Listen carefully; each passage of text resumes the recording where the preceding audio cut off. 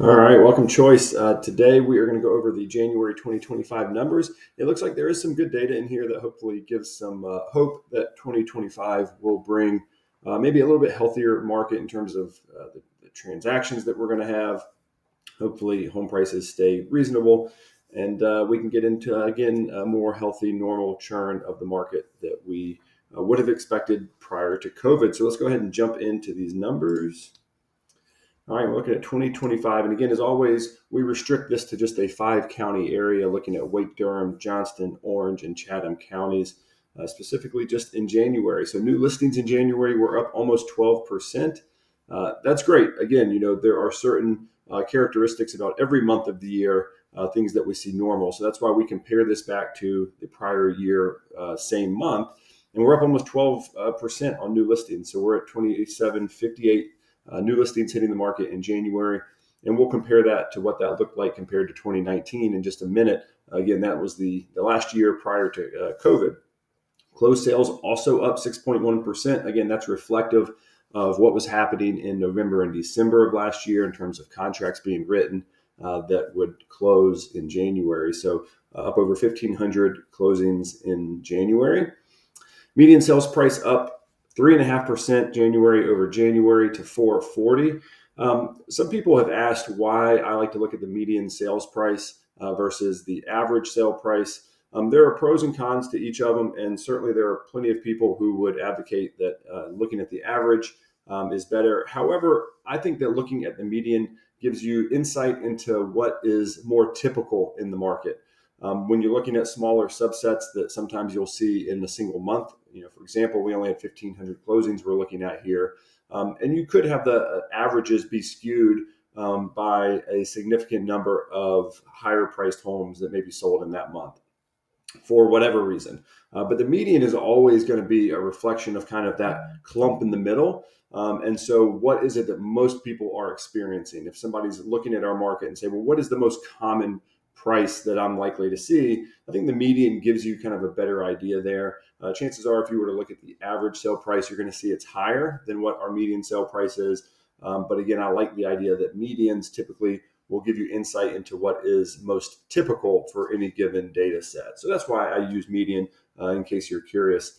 And then percent of original list price received is at 98.4%. That's down from 98.8%. What this tells me is that we're seeing more price reductions in the market. So again, this is a reflection of what the closed price was relative to what the price was when it first hit the market, and then any price reductions that happened, any negotiations that happened. So from the time a home hits the market, on average, we're looking at 98.4% is what a buyer is paying. Now, again, if a home sells the first weekend, chances are it's getting close to or over the asking price. But this is a reflection of across the board, all the transactions that we saw in January. Now, here is where we have some good news. Inventory is up 21.8%. That seems like an eye-popping number, and that is something that a news article or the media could grab onto, and it's an eye-catching thing. So inventory soars, inventory spikes, up 21.8%. But the gross number of just over 5,000 homes for sale at the point in which this inventory number was checked is still really, really, really low. So inventory, yes, it's up way percent, over 21% from last January, but the actual number of homes available is still really low, which I know that you feel that out there when you're out there looking with buyers. You know that the inventory is low. You sense that instinctively. So again, we'll look at just a second at just how low it is. But the fact that it's going up, that is absolutely a step in the right direction. If we can see that trend continue on through 2025, it's going to feel like a much healthier market. And just know we still have lots of room to run here before inventory levels become actually a problem in our market and put home prices at risk. So really good sign that we're seeing inventory go up. I would love to see that kind of 20+% climb in each of the months to come this year. So we will continue to watch that and see how it goes. Month supply of inventory at 3.3 months. Last January, 2.9 months. Again, 3.3 months is a really healthy place to be. 4 to 6 months is typically considered a balanced market. Under 4 months is still considered to be a seller's market. So I think that's not a bad place to be. Now let's look at where we were in January of 2019. for those of you that were selling real estate back in 2019, you remember that it felt like we had no inventory. I remember talking to other agents and saying, man, I've got this list of 20 people that want to buy a home. If I could find a home for them today that fit their criteria, they would pull the trigger. And we just couldn't find homes for them. So low inventory has been a problem for a long time. But look at what that low inventory was like back in 2019. Over 7,500 homes for sale. Okay, 50% more than what we have today. And yet it still felt like we were really low on inventory back then. Month supply of inventory back then at 4.4 months. I don't put a lot of credence in that month supply of inventory. That data isn't always really reflective of what it feels like out there in the marketplace. But the idea is that if no new homes hit the market, how long would it take to sell off the existing supply, the existing inventory? And so in January 2025, that would be 3.3 months. So it's hard to pinpoint exactly what demand is going to be. It's not a perfect science to evaluate that month supply of inventory. But again, median home price back in 2019, 278. Now, if we applied what I think would be a normal healthy appreciation in our market of 5.5%, okay, and so then each year since January 2019, so that's 6 cycles of appreciation here, 6 years. At 5.5% appreciation, it would be the median price today would be $383,000. But again, look where we are. We're at 440. Okay, so there's still a huge gap thanks to the spike in prices we saw during COVID. So there's still, for anybody that owned a home since January of 2019, they still have a lot of extra equity thanks to the high increase in prices that we saw in 2020 and 2021, despite the fact that prices have been basically flat for the last 2.5 years. So I've been preaching this for the last several years now, really since interest rates started going up in 2022, that what we need, the ideal kind of soft landing, if you will, for us in the real estate market here locally, is if we could just have really muted price appreciation. We don't want prices to drop, which is why we don't want inventory to get out of hand. We're nowhere close to that, by the way. But we don't want prices to go down, of course. But if prices can just not go up very much each year, that allows the rest of the economy, it allows wages to catch up.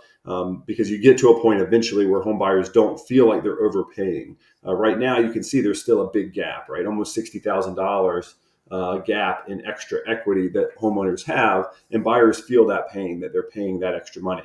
But if you expand out 2 or 3 years from now, and the median home price is still 440, 450, 460, something like that, it's not going to feel so out of line to home buyers. And if you pair that with mortgage rates coming down over the next 2 or 3 years, I think we really start to get to a healthy place. So hopefully January 2025 or the whole year of 2025 is the beginning of getting back to really a healthy place in the real estate market. And then just a couple more comparisons here. New listings hitting the market in 2019, almost 3,100. We were at 2,750 this year. So still fewer homes hitting the market. Closed sales 1,706 back in 2019, only 1,525 this past January. So still lots of room to run just to get back to where we were in 2019. And again, 2019 transactions were still constricted because of not enough inventory. So we have a lot of room to go to get to a healthy market, a lot of increase in inventory before we even get back to that kind of balanced area of the market. So looking good right now. We'll see if inventory continues to climb. A couple other quick data points and we'll wrap it up for this month. I like to look at inventory levels and like to give you something to compare it to. So again, last January, a little over 4,100 homes on the market, just over 5,000 this year. So again, that was, I think, a 22% increase. We will watch as the year goes on. Hopefully we will continue to see that kind of 20 plus percent increase in inventory throughout the year. That gives us more homes to sell, gives buyers more options. And some of those buyers who maybe aren't super motivated because they're not finding what they want, if we can give them more homes to look at, chances are they will find product that they want to make an offer on. It does seem that buyers are, even though I'm sure they are still hampered by the interest rates, they are accepting of the interest rates. We know there's a lot of pent up demand out there. We know there's a lot of buyer activity out there. there's just not a lot of motivated buyer activity. So if we can continue to give them more inventory to look at, better inventory to look at, I believe that's going to translate into more closed transactions. All right, one ratio that I like to look at, one little data point here, is the new listings to closings ratio. So think of it as how many listings need to hit the market in order to generate one closing. When the market is really struggling, you could see back here during the Great Recession, you needed basically to list 2 houses in order to sell 1. So 50% of the homes that hit the market were not going to sell. And then you've seen that ratio steadily get better since the recession ended, or since the peak of the recession. And then last year we're at 1.26. Not an unhealthy place to be if we had more gross listings hitting the market. So at 1.26, that means basically every 5 houses that hit the market, 4 of them were going to sell, right? You're going to have 1 expired listing, 1 home that didn't sell out of every 5 that you list. Not a terrible place to be, but when there's not enough listings, that means there's not enough closings. And so even though the ratios may seem in a healthy place, there's just less actual transactions happening. And that's what we need to get back to, is more transactions. So this doesn't tell the whole story, but this does tend to tell you how painful is it for sellers. The higher the number, when you're getting up to 2.0, that's going to be more painful for sellers. The lower it gets closer to 1, the less painful it is for sellers. So this, don't put any credence, by the way, in this 1.8. This is only 1 month. This is a reflection of course, in January, more listings are hitting the market. There are going to be fewer closings because there is less activity in November and December. So this is normal. You're going to see this number continue to fall as the year goes on. And so we'll just continue to monitor that and see what the year looks like. And then last thing here, if there's only one number you're going to look at, really, it's housing affordability. When this number gets closer to 100, you're going to see that the market is picking up. So we continue to monitor all these other factors because we want to try to see early signs of health. And so if we see inventory continuing to climb and closings continuing to climb along with it, that's an indication that the market is probably moving in a direction where housing is more affordable. So we'll see. This is, again, a reflection of prices, interest rates, and wages. And basically for the last 2 years, you can see we've hung out mostly in the 70s, sometimes dipped down into the 60s. Early in 2023, we were still in the 80s. But since then, we've been at, in the mid 70s or lower. And that's where we are, January 2025, 74. So what that means, if you're not familiar with it, is that means that the typical family, in order to afford the median price homes, families are only making 74% of what they need in order to afford the median home. So 100 means that families are earning, on average, 100% of what they need to afford the median priced home. So that's obviously a great thing. You can look here back in January 2019, the housing affordability index was 139. So families made 139% of what they needed to afford the median priced home.